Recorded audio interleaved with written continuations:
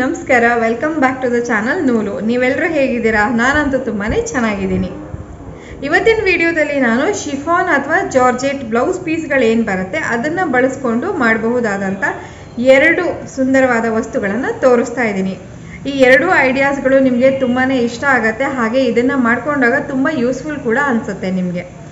ಮತ್ತು ಎಷ್ಟೋ ಸಲ ಏನಾಗುತ್ತೆ, ನಾವು ಜಾರ್ಜೆಟ್ಟು ಅಥವಾ ಈ ಶಿಫಾನ್ ಸೀರೆಗಳನ್ನೆಲ್ಲ ಕೊಂಡ್ಕೊಂಡಾಗ ಅದರಲ್ಲಿ ಬರುವಂಥ ಬ್ಲೌಸ್ಗಳನ್ನು ನಾವು ಹೊಲಿಸ್ಕೊಳ್ಳೋಕ್ಕೆ ಹೋಗೋದಿಲ್ಲ. ನೋಡಿ, ಈ ಥರದ ಬ್ಲೌಸ್ ಪೀಸ್ಗಳು ನನ್ನ ಹತ್ರ ಕಟ್ ಪೀಸ್ ಇದೆ ಈಗ. ಸೊ ಈ ಥರದ ಬ್ಲೌಸ್ ಪೀಸ್ಗಳು ನಿಮಗೆ ಸಾಮಾನ್ಯವಾಗಿ ಕಾಣಕ್ಕೆ ಸಿಗತ್ತಲ್ವ. ಸೊ ಸೀರೆಯಲ್ಲೇ ಜೊತೆಗೆ ರನ್ನಿಂಗಲ್ಲಿ ಬಂದಿರುತ್ತೆ ಈ ಥರದ ಬ್ಲೌಸ್ ಪೀಸ್ಗಳೆಲ್ಲ. ಇದನ್ನು ನಾವು ಹೊಲಿಸ್ಕೊಳ್ದೇ ಇದ್ದರೆ ನಮ್ಮ ಹತ್ರ ಸಾಕಷ್ಟು ಉಳಿದು ಬಿಡುತ್ತೆ. ಸೊ ಅದನ್ನು ಬಳಸ್ಕೊಂಡು ನಾವು ಏನು ಮಾಡ್ಬೋದು ಅನ್ನೋದನ್ನು ಇವತ್ತಿನ ವಿಡಿಯೋದಲ್ಲಿ ನಾನು ತೋರಿಸ್ತಾ ಇದ್ದೀನಿ. ಹಾಗೆ ನಂದೊಂದು ರಿಕ್ವೆಸ್ಟ್ ಇದೆ, ನಮ್ಮ ವಿಡಿಯೋಸ್ ಎಲ್ಲ ನಿಮಗೆ ಇಷ್ಟ ಆಗ್ತಾ ಇದ್ರೆ ದಯವಿಟ್ಟು ಚಾನಲನ್ನು ಸಬ್ಸ್ಕ್ರೈಬ್ ಮಾಡ್ಕೊಂಡು ನೋಡಿ, ಹಾಗೆ ನಿಮ್ಮ ಫ್ರೆಂಡ್ಸ್ ಆ್ಯಂಡ್ ಫ್ಯಾಮಿಲಿಗೂ ಕೂಡ ಶೇರ್ ಮಾಡಿ. ಹಾಗಾದರೆ ಬನ್ನಿ ಇವತ್ತಿನ ವಿಡಿಯೋವನ್ನು ಶುರು ಮಾಡೋಣ.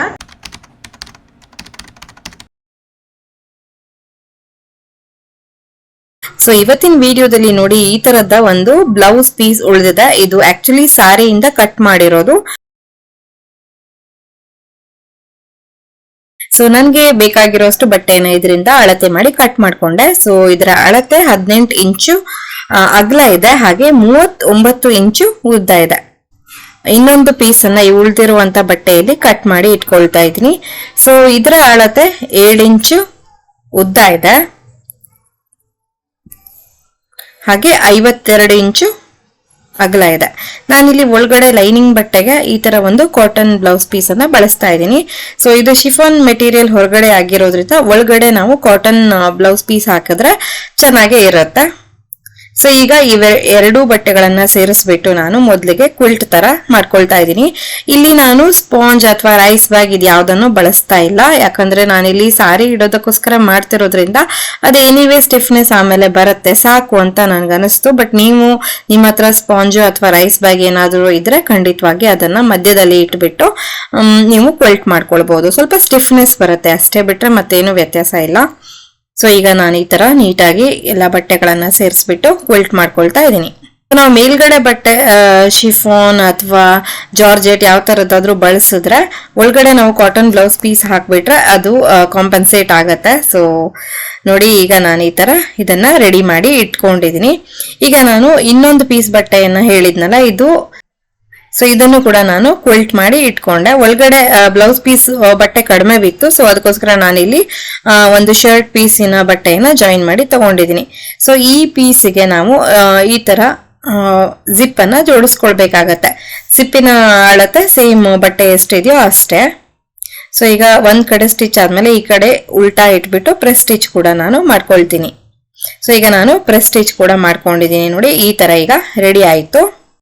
ಈಗ ನಾನು ಕ್ವಿಲ್ಟ್ ಮಾಡಿ ಇಟ್ಕೊಂಡಿದ್ನಲ್ಲ ಬಟ್ಟೆ, ಅದರದ್ದು ಮಿಡ್ ಪಾಯಿಂಟ್ ಮಾಡ್ಕೊಳ್ತಾ ಇದ್ದೀನಿ. ಮಿಡಲ್ ಅನ್ನ ಕರೆಕ್ಟ್ ಆಗಿ ಮಧ್ಯದಲ್ಲಿ ಫೋಲ್ಡ್ ಮಾಡಿ, ನಂತರ ಅದರ ಆಚೆ ಈಚೆ ಸುಮಾರು 3.5 ಇಂಚಿಗೆ ಮಾರ್ಕ್ ಮಾಡ್ಕೊಂಡು ಅದರ ಸೆಂಟರು ಮತ್ತೆ ಇಲ್ಲಿ ನಾವು ಇನ್ನೊಂದು ಉದ್ದ ರೆಡಿ ಮಾಡ್ಕೊಂಡಿದ್ವಲ್ಲ ಸ್ಟ್ರಿಪ್ ತರ, ಅದರ ಸೆಂಟರ್ ಅನ್ನ ಎರಡನ್ನು ಒಟ್ಟಿಗೆ ಇಡ್ತಾ ನಾವು ಈ ತರದಲ್ಲಿ ಹೊಲ್ಕೊಳ್ಬೇಕು. ಹೇಗೆ ಹೊಲಿಯೋದು ಅನ್ನೋದು ವಿಡಿಯೋದಲ್ಲಿ ನಿಮ್ಗೆ ಕಾಣಿಸ್ತಾ ಹೋಗುತ್ತೆ.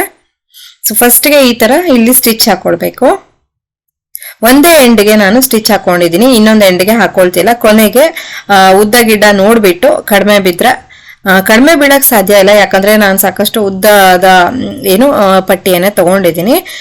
ಹೆಚ್ಚಿಗೆ ಬಿದ್ರೆ ಕಟ್ ಮಾಡ್ಕೊಳ್ಬಹುದಲ್ವಾ, ಅದಕ್ಕೋಸ್ಕರ ನಾನು ಇವಾಗಲೇ ಅಲ್ಲಿ ಜಾಯಿನ್ ಮಾಡಿಲ್ಲ.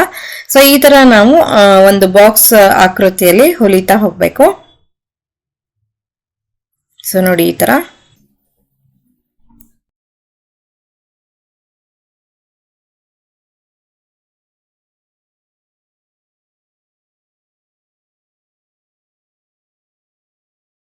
ಸೊ ಈ ತರ ನಾನು ಸ್ಟಿಚ್ ಮಾಡ್ಕೊಂಡಿದ್ದಾಗಿದೆ. ಈಗ ನಾನಿಲ್ಲಿ ಜಿಪ್ ಮುಖಾಂತರ ಇದನ್ನ ಉಲ್ಟಾ ಮಾಡ್ಕೊಳ್ತೀನಿ. ಇಲ್ಲಿ ರನ್ನರ್ ಅನ್ನ ನಾನು ಒಂದನ್ನೇ ಬಳಸಿದೀನಿ, ನೀವು ಬೇಕಿದ್ರೆ 2 ಬೇಕಾದ್ರೂ ಬಳಸಬಹುದು. ಸೊ ನನ್ಗೆ ಏನು ಅಂದ್ರೆ ನಾನು ಇದರಲ್ಲಿ ಸಾರಿ ತುಂಬಿ ಹಾಗೆ ಏನೋ ವಾರ್ಡ್ರೋಬ್ ಅಲ್ಲಿ ಇಟ್ಬಿಡೋದು, ಹಾಗಾಗಿ ನನ್ಗೇನು 2 ರನ್ನರ್ ಇನ್ನ ಅವಶ್ಯಕತೆ ಅನಿಸ್ಲಿಲ್ಲ. ಬಟ್ ನೀವು ಬೇಕಾದ್ರೆ ಖಂಡಿತ ಇಟ್ಕೊಳ್ಬಹುದು. ಸೊ ನೋಡಿ, ಈಗ ಇದು ಖಂಡಿತವಾಗಿ ಸ್ಟಿಫ್ ಆಗಿ ಇರೋದಿಲ್ಲ, ಬಟ್ ನಮ್ಗೆ ಪರ್ಪಸ್ ಸರ್ವ್ ಆಗುತ್ತೆ. ಸಾರೀಸು ಅಥವಾ ಕುರ್ತಿ ಅಥವಾ ಬ್ಲೌಸು ನೀವೇನ್ ಬೇಕಾದ್ರೂ ಇದ್ರೆ ಇಡ್ಬೋದು. ಬೇಕಿದ್ರೆ ಹಳೆ ಬೆಡ್ಶೀಟ್ಸು, ಕ್ವಿಲ್ಟ್ಸ್ ಇವೆಲ್ಲ ಇದ್ರೆ ಹಾಕಿ ಇಟ್ಕೊಳ್ಬಹುದು. ಸೊ ನೋಡಿದ್ರಲ್ವಾ ನಮ್ಮ ಹತ್ರ ಇರುವ ಒಂದು ಬೇಡದೆ ಇರುವ ಶಿಫಾನ್ ಬ್ಲೌಸ್ ಪೀಸ್ ಇಂದ ಒಂದು ಸುಂದರವಾದ ಸಾರಿ ಕವರ್ ಅನ್ನ ಹೇಗ್ ಮಾಡೋದು ಅಂತ. ಇದರಲ್ಲಿ ಹಾಗೆ ಆರಾಮಾಗಿ ಒಂದು 15ರಿಂದ 20 ಸಾರಿ ಆರಾಮಾಗಿ ಹಿಡಿಯತ್ತೆ. ಸೊ ಇವತ್ತಿನ ವಿಡಿಯೋ ನಿಮ್ಗೆ ಹೇಗೆ ಅನಿಸ್ತು ಅನ್ನೋದನ್ನ ಖಂಡಿತ ಕಮೆಂಟ್ ಮಾಡಿ ತಿಳಿಸಿ.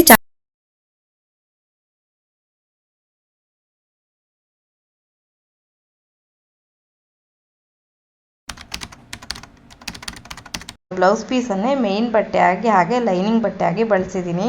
ಮಧ್ಯದಲ್ಲಿ ಸ್ಪಾಂಜ್ ಅಥವಾ ಫೋಮ್ ಅನ್ನು ಇಟ್ಟಿದ್ದೀನಿ. ಈ ಫೋಮ್ ಅನ್ನೋದು ನಿಮಗೆ ಹೊಸ ಶರ್ಟ್ ಎಲ್ಲ ತಗೊಂಡಾಗ ಬರುತ್ತೆ, ಅದನ್ನು ಬಳಸ್ಬೋದು. ನಂತರ ಇದನ್ನು ಕ್ವಿಲ್ಟ್ ಮಾಡಿಬಿಟ್ಟು ನೋಡಿ ಈ ಥರ ರೆಡಿ ಮಾಡ್ಕೊಂಡಿದ್ದೀನಿ. ಸೊ ಈಗ ಕ್ವಿಲ್ಟ್ ಮಾಡಿದ ನಂತರ ಇದರ ಅಳತೆ 16 ಇಂಚು ಉದ್ದ ಇದೆ, ಹಾಗೆ 8 ಇಂಚು ಅಗಲ ಇದೆ.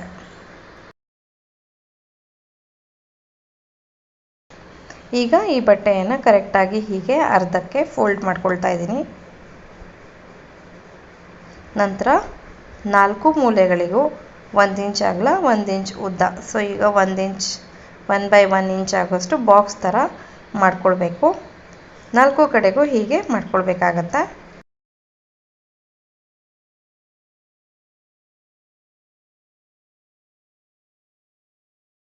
ಇವಾಗ ನಾನು 4 ಕಡೆಗೂ ಮಾರ್ಕ್ ಮಾಡ್ಕೊಂಡಿದ್ದಾಯಿತು. ನಂತರ ಅದನ್ನು ಕಟ್ ಮಾಡಿಕೊಂಡೆ. ಸೊ ಕಟ್ ಮಾಡಿದ ನಂತರ ನಮಗೆ ಈ ಥರ ಕಾಣಿಸುತ್ತೆ ಬಟ್ಟೆ. ಸೊ ಈಗ ಇದರ ಒಂದು ಎಡ್ಜಿಗೆ ನಾನು ಜಿಪ್ಪನ್ನು ಹಾಕಿ ಹೊಲ್ಕೊಳ್ತಾ ಇದ್ದೀನಿ. ಅದು ಹೇಗೆ ಅನ್ನೋದು ನಿಮಗೆ ವಿಡಿಯೋದಲ್ಲಿ ಕಾಣಿಸುತ್ತೆ.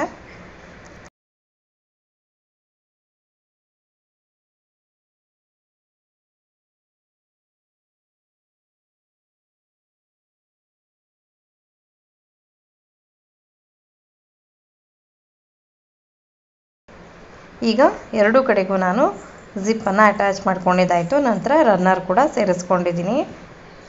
ಈಗ ಇದನ್ನು ಉಲ್ಟಾ ಮಾಡಿಬಿಟ್ಟು ಎರಡೂ ತುದಿಗಳನ್ನು ಸ್ಟಿಚ್ ಮಾಡಬೇಕು. ಎರಡೂ ಸೈಡ್ಸನ್ನು ಇಲ್ಲಿ ಎಕ್ಸ್ಟ್ರಾ ಜಿಪ್ ಕಾಣ್ತಿರೋದನ್ನು ಕಟ್ ಮಾಡ್ಕೊಳ್ತೀನಿ. ಸೊ ಇಲ್ಲಿ ಎರಡೂ ಕಡೆ ಹೊಲಿಗೆ ಹಾಕ್ಕೊಂಡು ಜಾಯಿನ್ ಮಾಡ್ಕೊಳ್ತೀನಿ.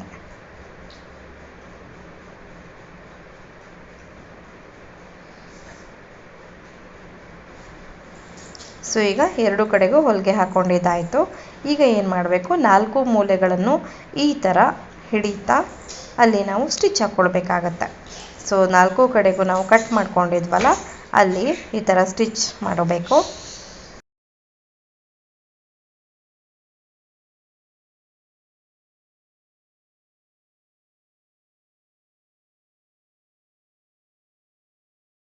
ಸ್ಟಿಚ್ ಮಾಡ್ಕೊಂಡಿದ್ದಾಯಿತು ನೋಡಿ, ಈ ಥರ ಕಾಣಿಸ್ತಾ ಇದೆ. ಸೊ ಈಗ ಇದನ್ನು ಉಲ್ಟಾ ಮಾಡಿಬಿಟ್ರೆ ಒಂದು ಸುಂದರವಾದ ಆರ್ಗನೈಸರ್ ಅಥವಾ ಪೌಚ್ ರೆಡಿ ಆಯಿತು. ಇವತ್ತಿನ ವಿಡಿಯೋ ನಿಮಗೆ ಇಷ್ಟ ಆಗುತ್ತೆ ಅಂತ ನಾನು ಭಾವಿಸ್ತೀನಿ. ಇಷ್ಟ ಆಗಿದ್ದಲ್ಲಿ ಖಂಡಿತ ಒಂದು ಲೈಕ್ ಕೊಡಿ, ಹಾಗೆ ಚಾನಲ್ಗೆ ಹೊಸಬರಾಗಿದ್ದಲ್ಲಿ ಪ್ಲೀಸ್ ಸಬ್ಸ್ಕ್ರೈಬ್ ಮಾಡ್ಕೊಳ್ಳಿ, ಹಾಗೆ ಪಕ್ಕದಲ್ಲಿ ಬರುವಂಥ ಬೆಲ್ಲೈಕನನ್ನು ಕೂಡ ಕ್ಲಿಕ್ ಮಾಡ್ಕೊಳ್ಳಿ.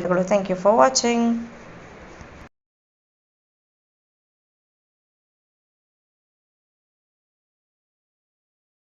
ಸೊ ನೋಡಿದ್ರಲ್ವಾ, ಬೇಡದೇ ಇರುವಂಥ ಶಿಫಾನು ಮತ್ತು ಜಾರ್ಜೆಟ್ ಬ್ಲೌಸ್ ಪೀಸ್ಗಳನ್ನು ಬಳಸ್ಕೊಂಡು ಸುಂದರವಾದ ವಸ್ತುಗಳನ್ನು ಹೇಗೆ ಮಾಡ್ಕೊಳ್ಬಹುದು ಸುಲಭವಾಗಿ ಮನೆಯಲ್ಲೇ ಅಂತ ಹೇಳಿ. ಸೊ ಇವತ್ತಿನ ವಿಡಿಯೋ ನಿಮಗೆಲ್ಲ ಇಷ್ಟ ಆಯಿತು ಅಂತ ನಾನು ಭಾವಿಸ್ತೀನಿ. ಇಷ್ಟ ಆಗಿದ್ದಲ್ಲಿ ಪ್ಲೀಸ್ ಒಂದು ಲೈಕ್ ಕೊಡಿ, ಚಾನಲ್ಗೆ ಹೊಸಬರಾಗಿದ್ದಲ್ಲಿ ಸಬ್ಸ್ಕ್ರೈಬ್ ಮಾಡ್ಕೊಂಡು ನೋಡಿ ಅಂತ ಹೇಳ್ತಾ ಇನ್ನೊಂದು ಹೊಸ ವಿಡಿಯೋದೊಂದಿಗೆ ಭೇಟಿ ಆಗ್ತೀನಿ. ಅಲ್ಲಿವರೆಗೂ ಎಲ್ರಿಗೂ ಧನ್ಯವಾದಗಳು. ಟೇಕ್ ಕೇರ್, ಬಾಯ್.